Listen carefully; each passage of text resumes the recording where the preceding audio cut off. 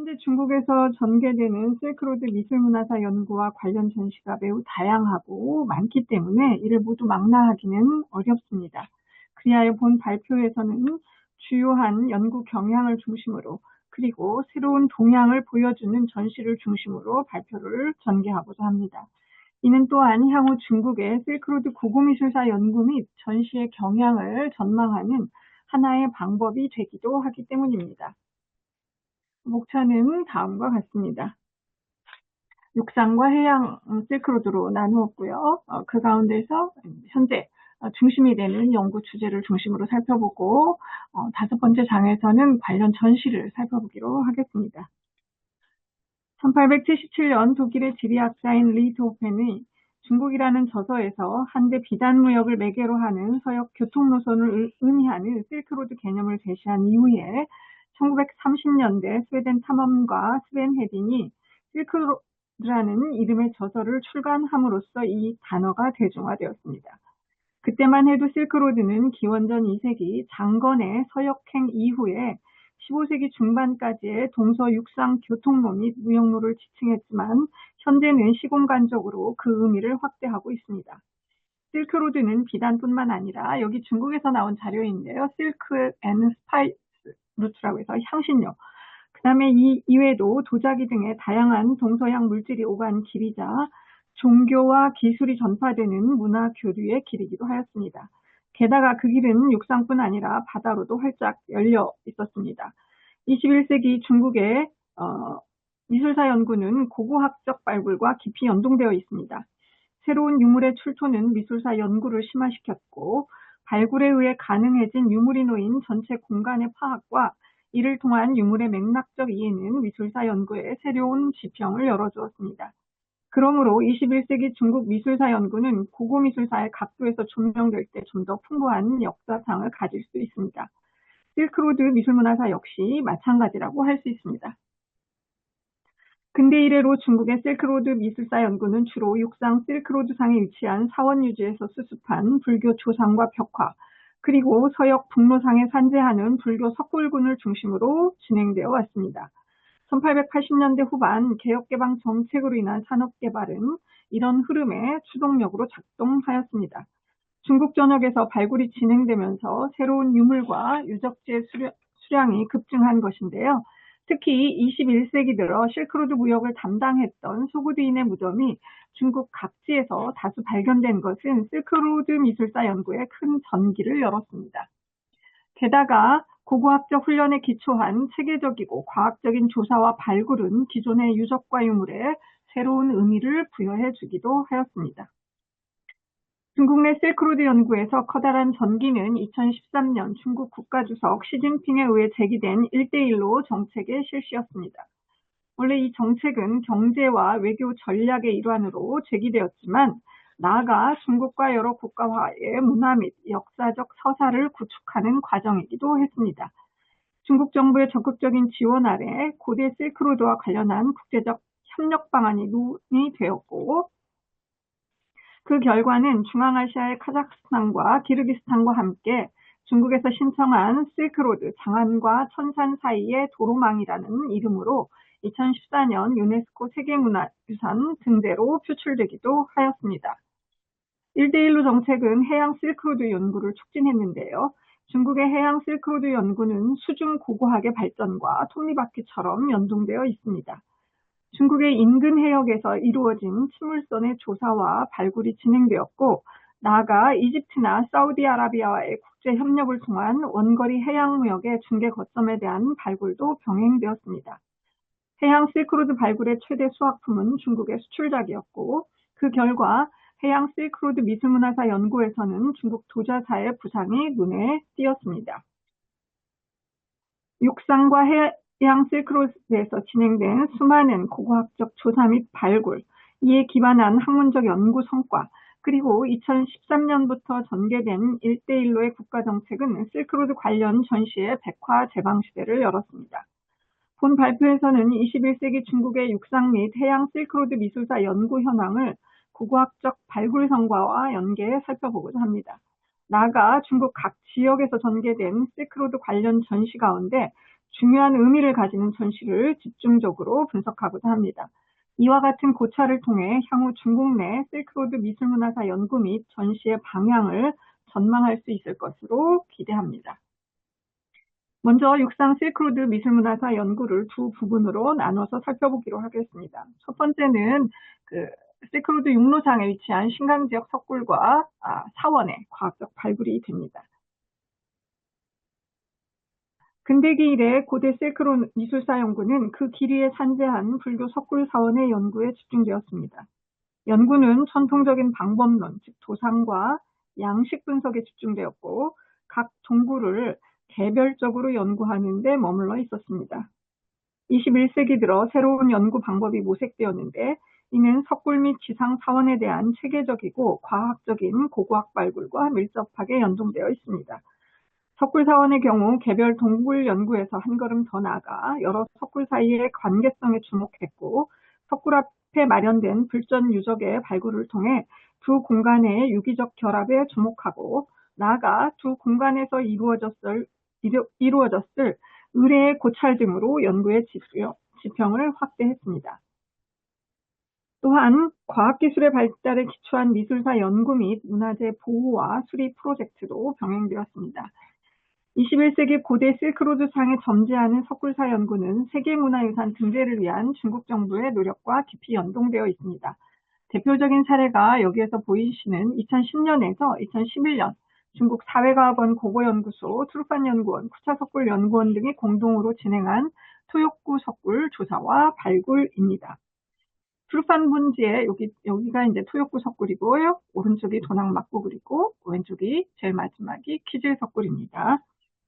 트루판 분지의 동부에 위치한 토욕구는 고대 실크로드의 중요한 통로로서 쿠차와 하서 지역 사이에 있어서 서역 불교 예술의 동전과 중원 지역의 불교 예술이 서쪽으로 나아가는 중심지였습니다. 5세기 이래로 13세기 이슬람교도의 진입으로 폐기될 때까지 이곳에는 석굴이 지속적으로 조용되고 운영되었습니다. 2010년에서 2011년 사이의 발굴은 계곡의 동서, 여기가 토욕구 계곡이고요. 왼쪽이 서구, 오른쪽이 동구입니다. 그래서 동쪽과 서쪽에 대한 석굴들이 지금 분포하고 있는데요. 이쪽 지역을 중심으로 서쪽 지역 중심과 이제 동쪽 지역에서 일부 발굴이 진행되었습니다. 이 발굴은 계곡의 동서로 분포한 개별 동굴과 함께 건물지를 포함한 석굴 앞 불전 유적과 석굴 근처의 지상 사찰이 집중적으로 조사되었습니다. 여기는 지상 사찰이고요. 여기가 이제 새롭게 조사된 서쪽 계곡의 동굴군이고 거기서 나온 벽화, 그 다음에 그 앞에 있었던 불전 유지들입니다. 이 발굴에서 비단 그림과 벽화 등의 미술품 및 한문, 소그드문, 티베트문, 위구르문, 그 다음에 바라미 문자 등 다양한 문자로 된 문서 잔편이 출토되었습니다. 이 발굴을 통해 동굴 조형의 선후관계, 석굴 사원의 평면 구조와 석굴군의 조합관계, 그리고 석굴 이외에 토욕구 계곡 좌우 등성이에 분포하는 많은 지상 사찰 유적을 확인했습니다. 그리하여 토욕구 석굴이 동굴군과 지면사원이 하나로 통합된 대형의 석굴 사원 유지군임을 확인하는 성과를 올렸습니다. 나아가 소상과 벽화의 재재 등을 쿠차와 호탄 및 중원 지역과 비교함으로써 토욕구 석굴의 역사적 위상을 확인할 수 있는 계기를 마련해 주었습니다. 서영남로 지상사원에 대한 발굴도 동일한 방향으로 진행되었습니다. 2002년부터 2010년까지 중국 사회과학원 고고연구소에 의해 신강 위구르 자치구 책륵현 달막거우에서 진행된 탁구로 북돈 사지 발굴이 대표적입니다.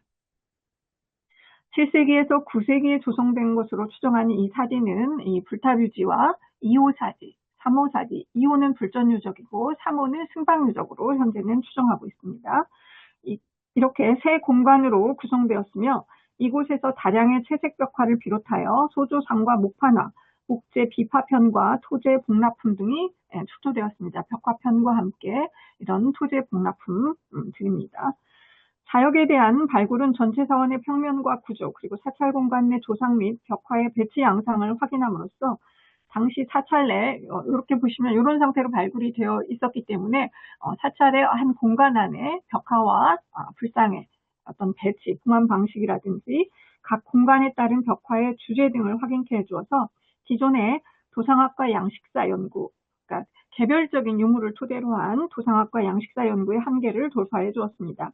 나아가 서역 남로 회화 및 불교 예술의 양상을 풍요롭게 했을 뿐만 아니라 서역 북로 지역 석굴사원의 조상과 회화와의 비교 연구를 가능케 함으로써 두 지역 미술의 차이는 물론 두 지역의 교류에 대한 이해를 심화할 수 있었습니다.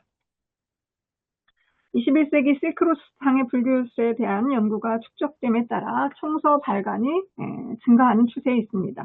대표적인 사례가 난주대학교 돈학연구소에서 나온 건데요. 2015년부터 도난과 실크로드 석굴 예술이라는 이름으로 총 20권의 총서를 발간하기도 하였습니다. 두 번째로는 소구드 연구를 살펴보기로 하겠습니다.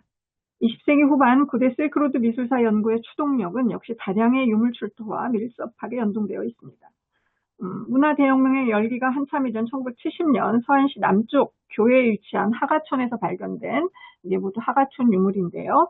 270건의 금은기와 유리기, 수정그릇 그리고 만호그릇 가운데는 사산조 페르시아, 동로마, 중앙아시아 등지에서 생산된 물건들이 포함되어 있었습니다.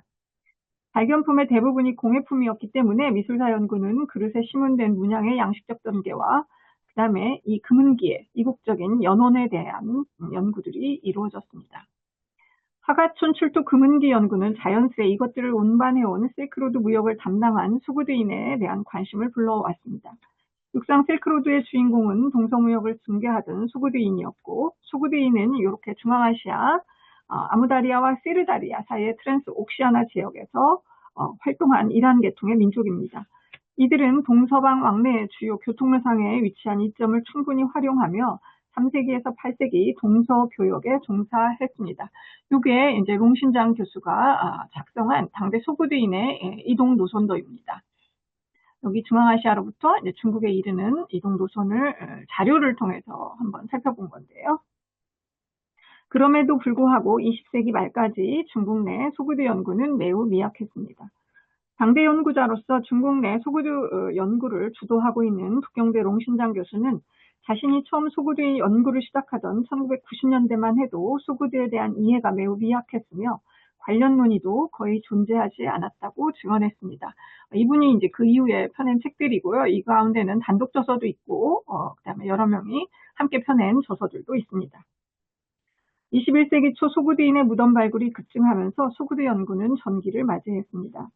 1999년, 20세기 말인 거죠. 수대 오홍묘의 발굴을 필두로 북주의 안가묘, 사군묘, 강원묘, 수대 안비묘, 국경묘 등이 잇따랐습니다. 특히 국경묘 같은 경우는 2020년 하남 안양에서 발견된 가장 최근의 발굴이라고도 할 수 있습니다.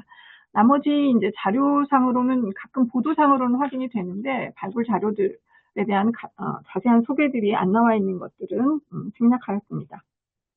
이따른 소구드인의 무덤 발굴은 그간 주목받지 못했던 세계 각지에 분산 소장되어 있던 소구드의 유물을 연구와 전시 영역으로 소환해냈습니다. 1992년 감숙천수 성막평 출토 북주 수대추정 무덤의 석관상과 석병풍을 비롯하여 최근 김해미술관에서 전시되었던 6세기 석병풍과 석관상, 중국 국가박물관 소장 가옥형 석관, 그리고 현재 소구드인의 무덤 석장으로서는 가장 이르다고 추정받는 동의 정문생묘의 묘문과 석병풍 등이 잇따라 세상에 공개되었고 또한 6세기 중기에서 수대, 중국 내 소구드인의 묘지도 10여 개가 발견되었습니다. 중국에서 이루어진 소구드인 무덤의 발굴과 세계 각지에 흩어져 있던 소구드의 유물의 재발견은 소구드 연구를 시공간적으로 확장했습니다. 연구의 시간대를 당대 이전으로 끌어올렸고 무덤에서 발견된 다양한 유물과 묘지 등의 문자 자료, 석관상과 석병풍 등의 석장고의 물질 자료, 그리고 여기에 묘사된 연음이나 수렵, 배화교 의식 등 다양한 내용의 시각 자료는 미술사 영역을 넘어 소구드인의 종교, 일상생활, 상장 습속과 복식, 언어 등 다양한 방면에서의 연구 성과를 산출해냈습니다. 중국 내 소구드인에 대한 공개적인 토론의 장도 활성화된 게 특징적인데요. 2004년에 중국의 소구드인을 주제로 국제학술대회가 북경의 국가도서관에서 열렸습니다. 언어학, 종교학, 고고학, 미술사, 역사학 등 다양한 방면에서 국제적으로 명망 있는 연구자들이 참여해 그때까지의 연구 성과를 또는 고고학적 발굴 성과를 토대로 굉장히 열띤 토론을 벌였던 것으로 기억하고 있습니다. 저도 그 당시 이 국가도서관에 가서 청중으로서 한번 참여했던 적이 있는데요. 그 열기가 매우 뜨거웠던 것을 기억하고 있습니다. 10년 후인 2014년에는 닝샤 윈추안과 후이엔에서 제2차 학술회의가 중국의 소구드인을 주제로 열렸고, 그 결과는 동일한 제목, 중국의 소구드인이라는 제목으로 상하에 2권의 저서로 출간되었습니다. 이처럼 최근에 소구드 연구는 다학제적인 융합 연구 경향을 띠고 있습니다. 역사학과 종교학, 미술사학 등의 구분 없이 하나의 문화사로서 연구되고 있는 측면이 매우 강합니다.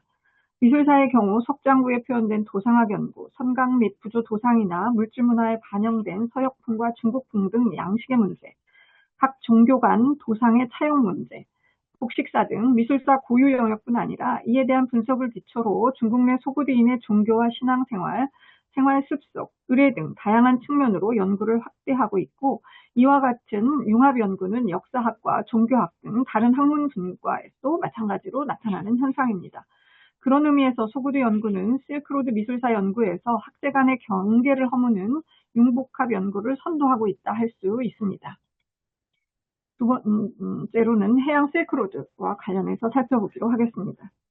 해양 실크로드의 개념은 프랑스 연구자 샤판드가 1903년 출간한 서돌궐 사료에서 중국에서 생산된 비단의 무역로 가운데 하나로서 처음 제시되었고, 이후 프랑스의 역사학자 루스 블루아가 1963년 출간한 실크로드라는 책에서 중국 무역로의 하나로서 해양 루트를 언급하면서 주목받기 시작했습니다.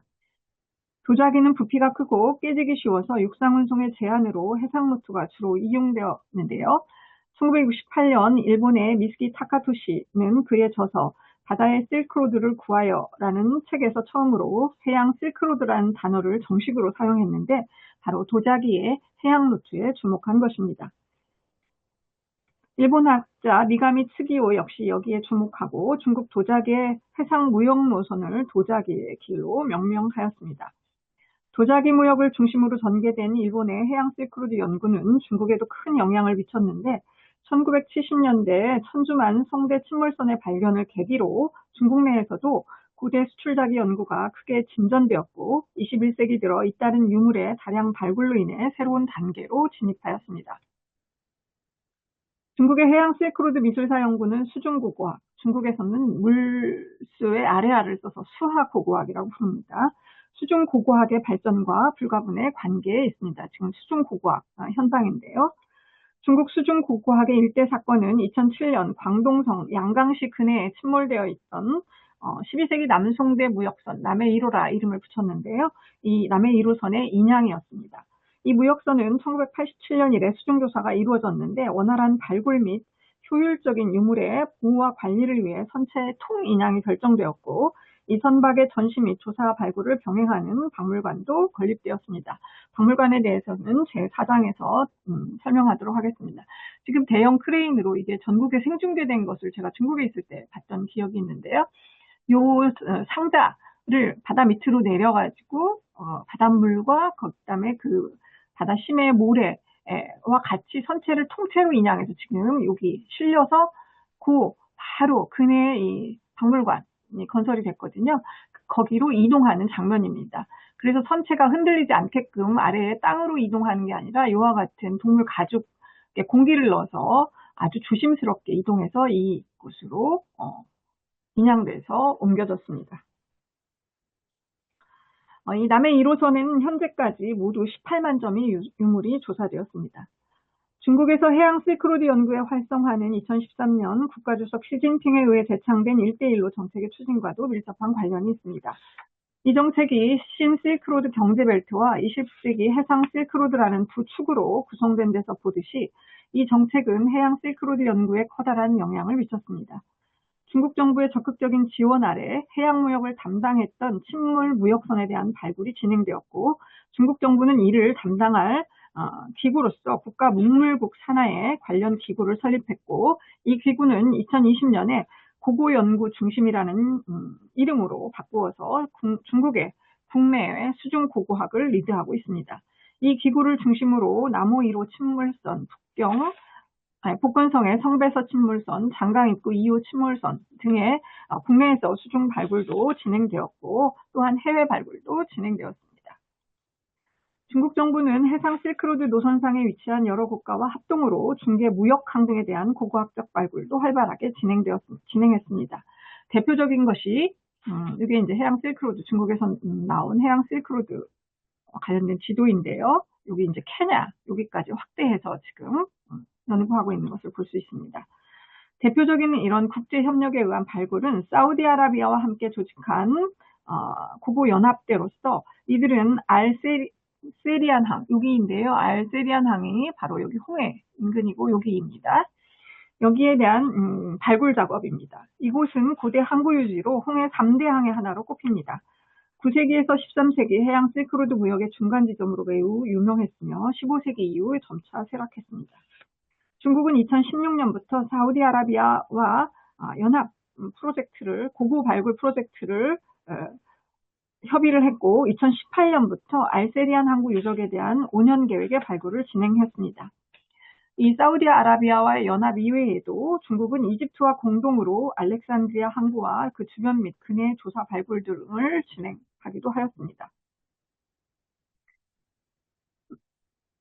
남해 1호선 이외에도 인도네시아 섬에서 발견된 당대 침몰선 흑석호, 복건 장주 근해 원대 침몰선, 그 다음에 남해 서북 대륙붕 수심 1500m 심해에서 침몰한 서북 대륙붕 1, 2호선 등 다양한 시대의 침몰선에 대한 조사 발굴이 현재 진행되어 있습니다.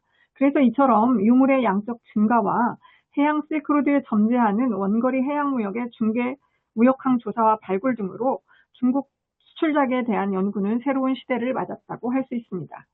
실크로드 미술문화사 연구와 마찬가지로 이 분야에서도 학문 분과 간의 경계를 허문 융복합적 연구가 진행되었고 이전의 개괄적 고찰로부터 연구 분야가 좀 더 세분화되고 심화되었습니다. 그러면서 더불어서 이와 같은 것에 대한 어떤 종합적 연구도 시도되고 있습니다. 각 시대에 따른 수출자기의 종류 이외에도 수출자기의 생산지, 자기의 무역 루트와 운수 방식 등의 무역사, 해외 소장 중국자기의 체계적 연구, 중국 요지 출토품과 해외 발견 중국자기의 비교 분석, 중국의 수출자기가 해외 도자기 산업과 문화 전반에 미친 영향, 중국 자기 산업에 반영된 외래 문화의 영향, 수출자기에 대한 세계 각국의 인식의 변화, 이게 이제 시기별로 서양에서 중국자기에 대한 인식들이 변화하는 것들을 의미합니다. 굉장히 다양한 방면에서 연구가 진행되었습니다. 특별히 언급해둘 점은 중국 학자들이 해외에서 진행한 수출자기에 대한 새로운 조사와 발굴이 해당 지역의 역사를 재정립하는 데도 유익한 기여를 했다는 점입니다. 마지막으로 실크로드 관련 전시에 대해서 살펴보겠습니다. 21세기 들어 진행된 육상과 해상에서의 고고학적 발굴로 획득한 다량의 물질 자료와 시각 자료의 직접, 그리고 이를 바탕으로 진행된 관련 연구의 활성화는 중국 정부의 적극적인 홍보 전략, 학문의 대중화를 고민하는 학자의 움직임, 그리고 대중의 문화에 대한 강한 욕구 등과 맞물리며 실크로드 관련 전시의 백화제방 시대를 개막했습니다. 2019년에서 2020년도 중국에서 열린 실크로드 관련 전시만 해도 63개에 이를 정도입니다. 1대1로 정책 아래 전시는 역사 문물과 고고 문물을 보여주는 것에서 벗어나 중국의 대외 교류와 문화 교류를 보여주는 무대로 전환되었습니다. 그리고 전통적인 육상 실크로드 전시 이외에 해양 실크로드 관련 전시가 급증하였습니다. 또한 실크로드가 국경을 뛰어넘는 교통망이었기 때문에 중국과 여러 국가 간의 합작 전시, 혹은 중국 내 실크로드 중심지와 경유지 등이 위치하는 섬서 감숙 신강 등의 육상지역, 또는 복건이라든지 광동이라든지 이런 해양 실크로드의 어떤 기점이 있는 성들 간의 합작 전시도 다수 열렸습니다. 21세기 전기는 20세기에는 상상도 할 수 없는 획기적인 무대로 바뀌었습니다. 디지털 등 과학기술의 발전을 적극적으로 전시에 도입한 것으로 온라인 전시라는 기존에 볼 수 없는 새로운 전시관이 탄생했습니다. 온라인 전시는 실크로드 문물의 보호 측면에서 가장 선도적으로 도입되었고 디지털 도난이 대표적입니다. 중국 변방의 도낭을 세계적 문물 유지를 이끈 중국 도낭연구원의 판진시 명예원장은 일찍이 문물은 재생할 수도 없고 영원히 존재할 수도 없는 존재이다. 문물이 영원한 삶을 획득할 수 있는 것은 오로지 디지털에 의한 보호에 의해서만 가능하다고 지적했습니다.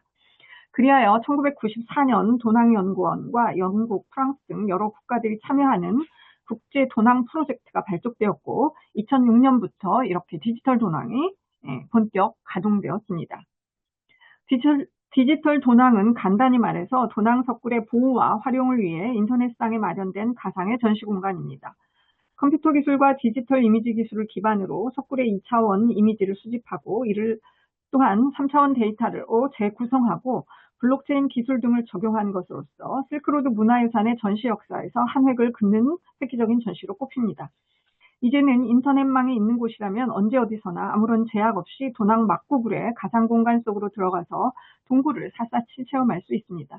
오른쪽 같은 경우는 대표적인 굴들을 직접 우리가 인터넷상에서 들어가서 벽화와 창들을 차곡차곡 차분히 볼 수 있습니다. 디지털 도낭은 현재의 도낭 석굴뿐 아니라 해외 각지에 산재하는 도낭 유서와 유물까지 모두 망라하여 2024년까지 300개의 동굴을 디지털화하고 5만 장의 역사 기록물을 디지털 처리했습니다.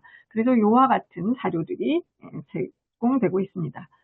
디지털 도낭 이후에 중국에서는 디지털 고궁, 디지털 원명원 등이 따랐는데 실크로드 전시와 관련해서는 2021년 6월 중국의 실크 박물관이 개설한 실크로드 디지털 박물관입니다. 이 온라인 박물관은 한국의 경주박물관을 비롯해 영국박물관, 러시아 국가박물관, 시카고 예술박물관 등 중국 내외에 40여 기관이 참여한 것으로 현재 디지털 소장품, 전시, 지식 등을 제공하고 있습니다.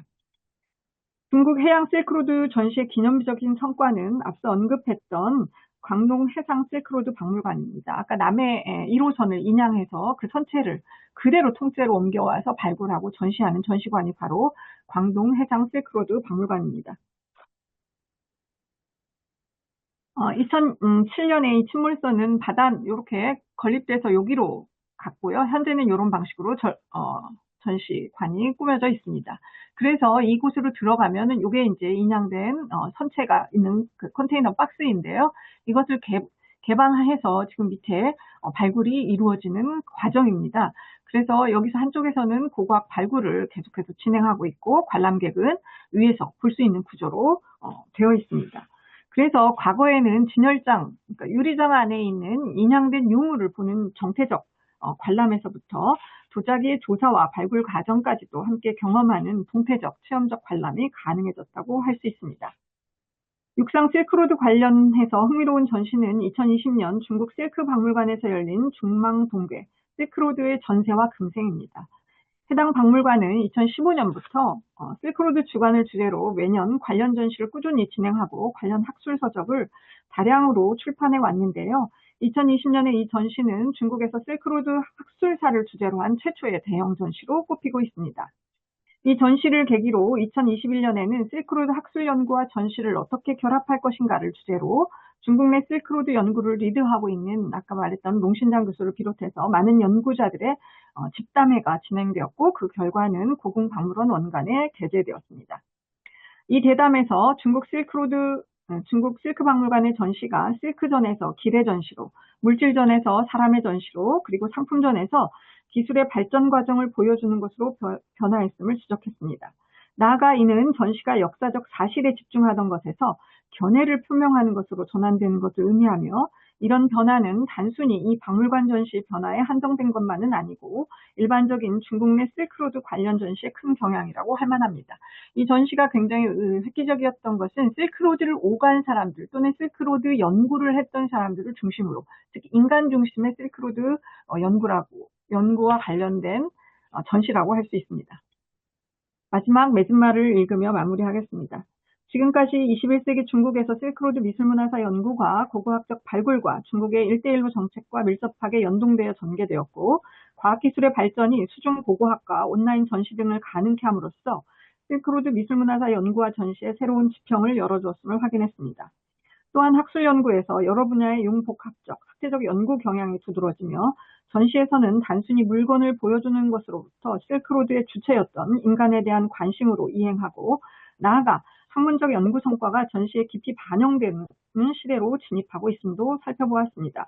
이와 같은 추세는 앞으로도 지속될 것으로 보이는데 21세기 중국의 실크로드 미술문화사 연구와 전시의 주요한 경향과 새로운 동향을 고찰한 본 발표가 향후 관련 분야 연구 및 전시에 유의미한 도움이 될 것으로 기대하며 발표를 마치도록 하겠습니다. 감사합니다.